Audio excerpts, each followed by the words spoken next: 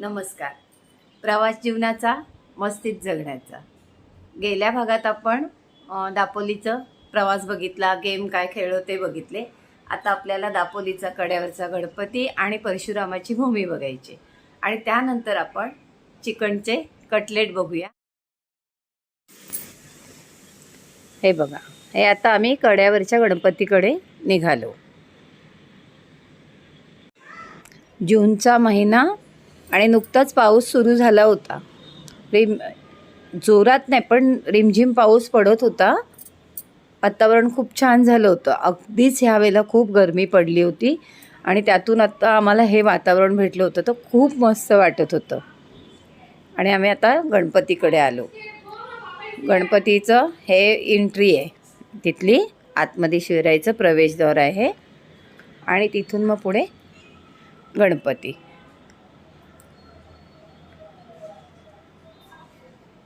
हे गणपती नंतर आम्ही तिथून ना गणपतीचं पाऊल आहे खाली, हे शंकराचं आहे, पिंडीवरती अशी गाय, आणि हे तिथून आम्ही खाली गणपतीचं पाऊल आहे. हे गणपतीचं पाऊल इथे. आणि हे बघा तिकडचं वातावरण आणि तिकडचा तो नजारा एवढा मस्त आहे. दापोलीत कधीही जाल तर ह्या कड्यावरच्या गणपतीला भेट द्या. खाली पाऊल आहे ते बघा. आणि आता आम्ही परशुरामाच्या भूमीकडे निघालो.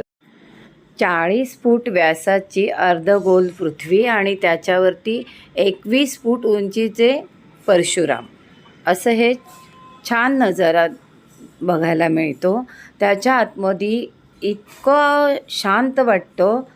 आतमध्ये आम्ही अक्षरशः ओमचं हे केलं, इतकं शांत वाटलं आम्हाला तिथे, खूपच बरं वाटलं. असं आम्ही 5-6 जणं ओम करत होतो, पण तिथे असं वाटत होतं कितीतरी लोक आमच्याबरोबर ओम बोलत आहेत. खूप शांत वाटलं, छान वाटलं. परशुरामांना परशुराम नाव कसं पडलं? त्यांना रामच बोलायचे, पण जेव्हा त्यांनी शंकराची भक्ती केली आणि त्यांना दैत्यांचा नाश करायला सांगितलं शंकराने, त्यांनी दैत्यांवरती विजय मिळवला, तेव्हा शंकर खुश होऊन त्यांना शस्त्राच्या रूपात परशु दिला आणि तिथून त्यांचा परशुराम नाव पडलं. त्यांच्या आईचं नाव रेणुका. अजूनही त्यांचं वास्तव्य आहे असं मानलं जातं. आता आम्ही पुढे रस्त्याने रिटर्न निघालो, तेव्हा रस्त्यात आम्हाला करवंद दिसली झाडांवरती. मग काय आमचं बालपण पुन्हा जागं झालं.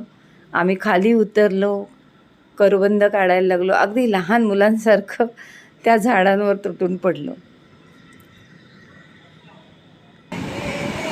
हे बघताय ना. आणि नंतर बीचवर आलो. बीचवर धमाल केली आणि नंतर आम्ही छोटासा ॲक्ट केला सगळ्या 6 जणांनी मिळून.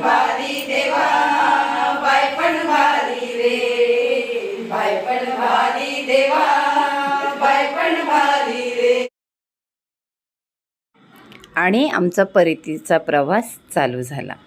आता कड्यावरचा गणपती बघितला, परशुरामाची भूमी बघितली. आता आपण चिकनचे कटलेट बघूया.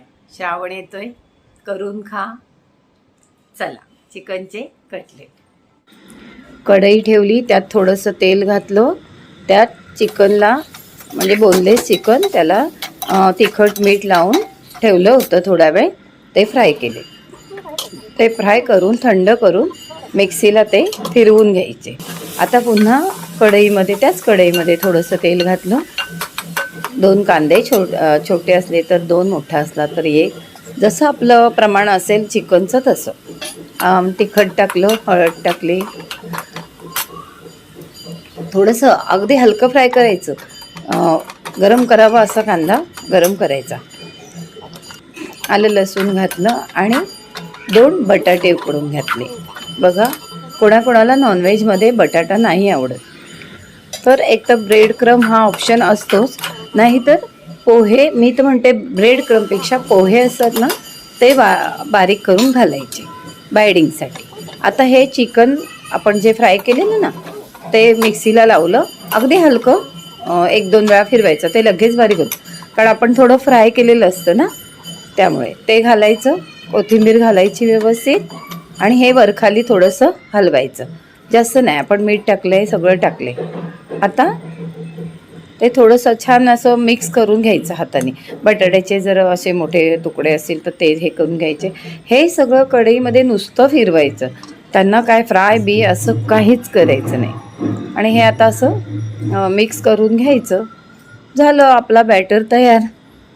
किती वेळ लागतो, म्हणून मी रेसिपीला नेहमी झटपट बोलते. आता हा थोडा चाट मसाला टाकला, कशासाठी तर थोडं आंबटपणा येण्यासाठी. आता हे एक अंडं घेतलं, त्याच्यामध्ये थोडं मीठ घातलं आणि चिली फ्लेक्स टाकले, थोडं तिखटपणा वगैरे असं चव म्हणून. आता तो चांगला फेटायचा. मी आता एकच अंडं घेतलं, कारण मला तुम्हाला दाखवण्यासाठी कटलेट बनवायचे आहेत, त्यामुळे मी ते एक अंडं घेतलं.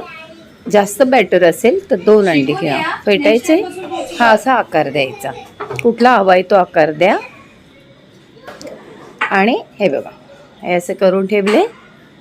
आता ते आपल्या अंड्याच्या बॅटरमध्ये घोळवायचे आणि तेलात सोडायचे. इतके पटकन होतात ना, खूप लगेच होतात. हे बघा, असे गोळे. कढईत तेल तापत ठेवले, मीडियमवरती गॅस ठेवायचा. तेल तापलं की आपले कटलेट टाकायचे. 2 मिनटं इकडून 2 मिनटं तिकडून आपले कटलेट फ्राय झाले. असं असतं. छान मस्त. हवं तर पाव आणा, त्याला चांगलं बटर लावून पाव छान गरम करा, आतून पावला सॉस लावा आणि हा एक चिकनचं कटलेट ठेवा त्याच्यामध्ये आणि मस्तपैकी खा. संध्याकाळच्या नाश्त्याला पण छान. तुम्ही म्हणाल संध्याकाळी एवढी खटपट कोण करतं, काही नाही. आपण सकाळी चिकन बनवतो ना, त्यातलंच चिकन बोनलेस ठेवून द्यायचं, त्याला मीठ मसाला लावून फ्रीजमध्ये टाकून ठेवायचं. संध्याकाळी काढायचं, थोडंसं फ्राय केलं, थोडं मिक्सीला लावलं. बटाटे आपलं जेवण होतं तेव्हा 2 उकडून ठेवायचे. सगळी तयारी आधी केली. एक कांदा कापला फटाफट आणि हे बघा, संध्याकाळचा नाश्ता मस्त. सकाळच्या नाश्त्याला सुद्धा चालू शकतात. थोडीशी पूर्वतयारी केली तर आपल्याला कटलेट करायला वेळ लागत नाही.